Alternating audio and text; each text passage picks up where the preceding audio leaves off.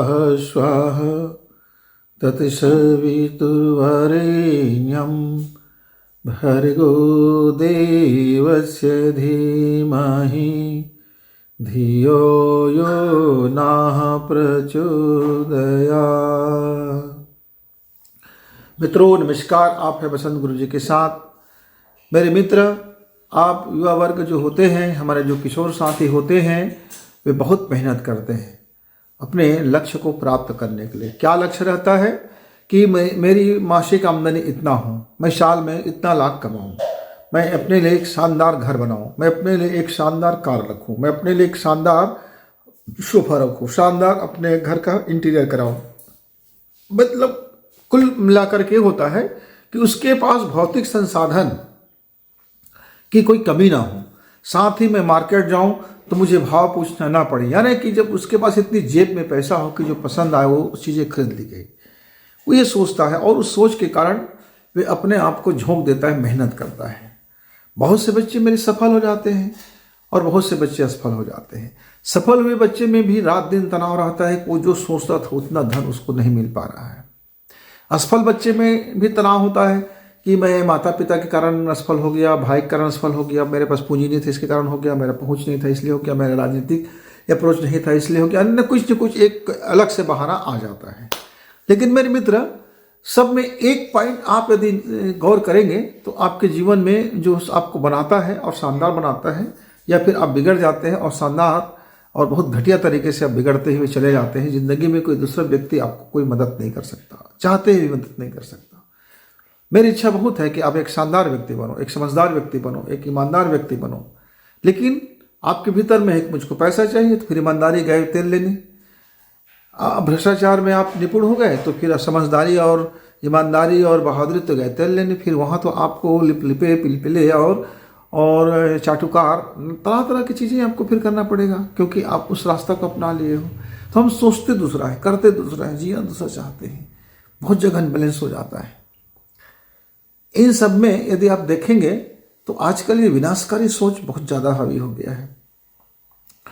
मेरी आज की युवा इस सोच में पूरी तरह से अपने आप को भुला दिया है, जिसको हम जेन जी बोल रहे हैं। इस समय के जो युवा वर्ग है, किशोर वर्ग है, उसके मन में पैसे की हवस है, पैसे की भूख है, अमीर होने की जल्दबाजी है, धन कमा लेने की जल्दबाजी है, अपने को शानदार यानी बहुत पैसा वाला धनवीर होने की जल्दबाजी है। वे किसी भी तौर तरीके अपनाना चाहते हैं। अब उनसे पूछो भैया कुछ है, ईश्वर को भी देख लो, तो बोलते हैं वो आप देखो, अभी हम तो धन कमा लेते हैं। तो ये इसका कारण क्या है? मेरे भारत देश में ऐसा होने का एक ही कारण है, हम बहुत दिनों से गुलामी में रहे।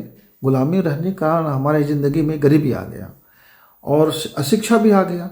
अब आज़ादी के बाद हम धीरे धीरे स्वतंत्रता के अधिकार को प्राप्त किए कि हम भी चाहें तो हम धन कमा सकते हैं, ज्ञान कमा सकते हैं, वगैरह वगैरह। पर जो धीरे धीरे डीएनए में शामिल होता है, जो सदियों से दबे हैं, कि 10 सदियों से कुचले हैं, सदियों से जो मेरे अंदर की सोच है, वो थोड़ी सी बदलने में वक्त लग जाता है। अब एक वर्ग था जो हर तरह से पैसा चाहता था। आज भी वो वर्ग भ्रष्टाचार करने में बिल्कुल नहीं चकता, वो चाहे वो जाति कुलीन हो, उच्च वर्गीय हो या कुछ भी हो। अब देखेंगे सर्वाधिक ज़्यादा फिर ऐसे लोग हो जाते हैं कि जिनको किसी भी तरीके से पैसा चाहिए, बाद में देखा जाएगा कि कुछ है कि नहीं है।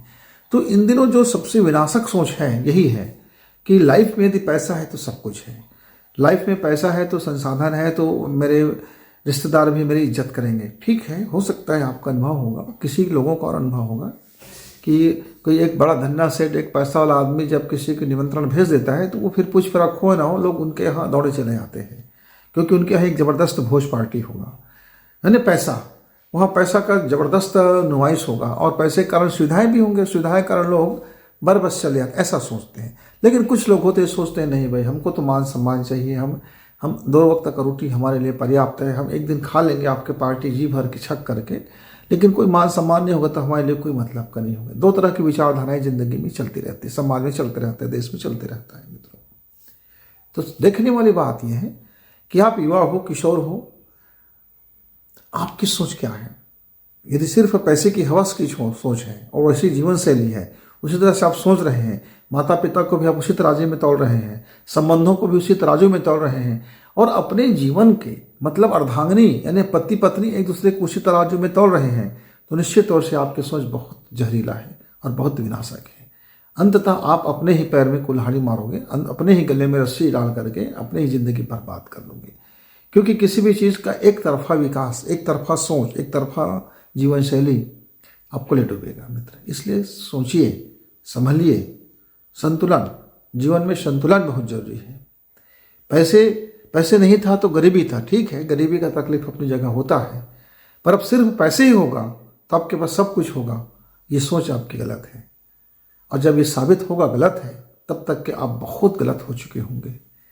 इसलिए मेरे मित्र, धन, शोहरत, पैसा, राजसत्ता, अधिकारी वर्ग है तो अधिकार, बहुत सारी चीज़ों में आप उलझ जाते हैं। उसके उलझने का एक ही कारण होता है।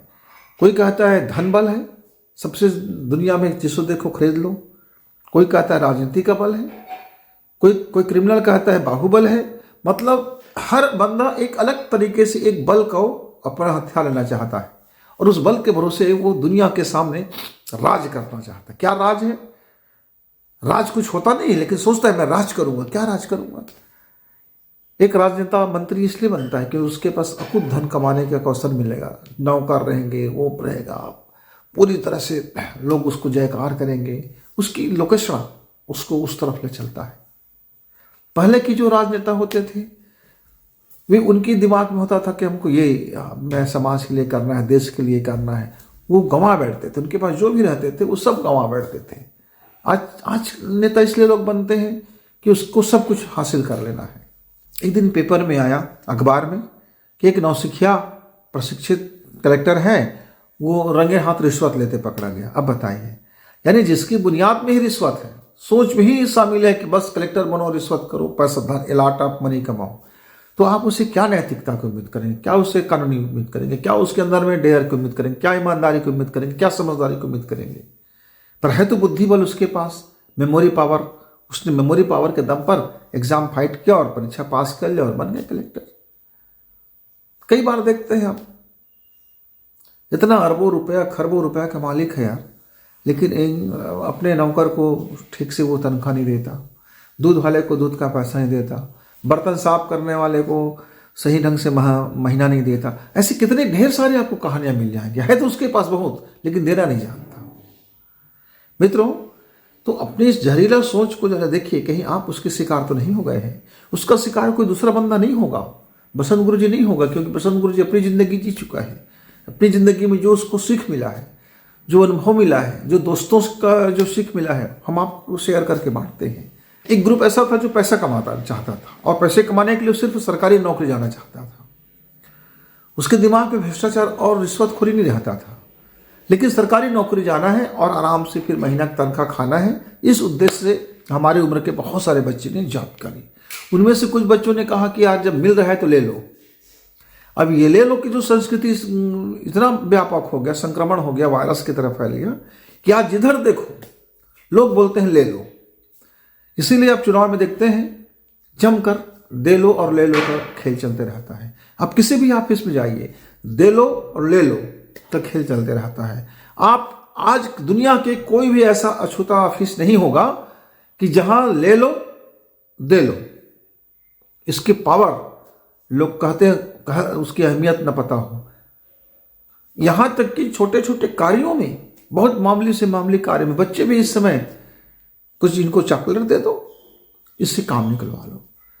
मतलब एक हर जगह, घर हो, परिवार हो, जाति हो, समाज हो, अफसरशाही हो, नेता हो, मंत्री हो, बंगला हो, कहीं भी आप देख लो, ये ले लो की संस्कृति बड़ी धूम मचा रखा है, वायरस की तरफ फैल चुका है। मित्रों, आप अपना विचार जरा परखिए, मेरे युवा साथी हैं आप, कहीं आपका विचार ही आपको ना ले डूब जाए, कहीं आप अपनी जिंदगी के एक तरफा जाते जाते कहीं आप एक्सीडेंटल लाइफ ना हो जाए। इसलिए मित्र, बुद्धि आपको मिला हुआ है, ईश्वर ने दिया है, जीवन एक दिन जीना है और अंततः इस शरीर को छोड़ जाना है।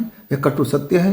आपका धन भी यही रहेगा, वैभव भी यही रहेगा, आपका विचार भी यही रहेगा, सोच भी यही रहेगा। लेकिन जो सूक्ष्म रूप से, जो घनीभूत होकर के ऊर्जा में, जो आपके भीतरी शरीर में, जो आपके अंदरूनी शरीर में एनर्जिक रूप में जो बदल चुका होगा, प्रेम, पश्चाताप, घृणा, क्रोध, मान्यताएं वगैरह वगैरह, वो आपके लाइफ में, आपके डीएनए में, आपके मनोमस्तिष्क में और आपके रूह में जा कर के चिपक जाएगा। वे आपको कालांतर में प्रभावित करेंगे। इसलिए मेरे युवा साथी, जब आप कोई फैसला करते हो तो आज को, वर्तमान को जरूर देखना, लेकिन अपने बुढ़ापा को भी एक बार गौर कर लेना। क्योंकि जब आप बचपना थे, बचपना में आपने क्या किया, तो वर्तमान में आज ये हालात में हो, यानी इस स्थिति में हो। अब आज कौन सा निर्णय लोगे कि जा करके बुढ़ापा में उस स्थिति को प्राप्त करोगे। मुझे लगा मेरे बहुत से युवा बहुत अच्छे हैं, पर उसकी सोच में कहीं न कहीं एक जहर घुल रहा है, तो उससे बचाना आपको जरूरी है। लेकिन ये बचाएगा कौन? उसे सिर्फ आप ही बच सकते हो, खुद को ही बचा सकते हो, क्योंकि सोच का जो जहर होता है वो अंदर में होता है, बाहर से किसी को दिखाई देता नहीं है। इसलिए मित्रों, आपकी सोच में यदि अमृत है तो वेलकम, लेकिन आपकी सोच में यदि कहीं जहरीला है तो बचिए, क्योंकि उसके प्रभाव में आपका ही जीवन आने वाले हैं। जब तक आप सोचें, तब तक गुरु जी को विदा।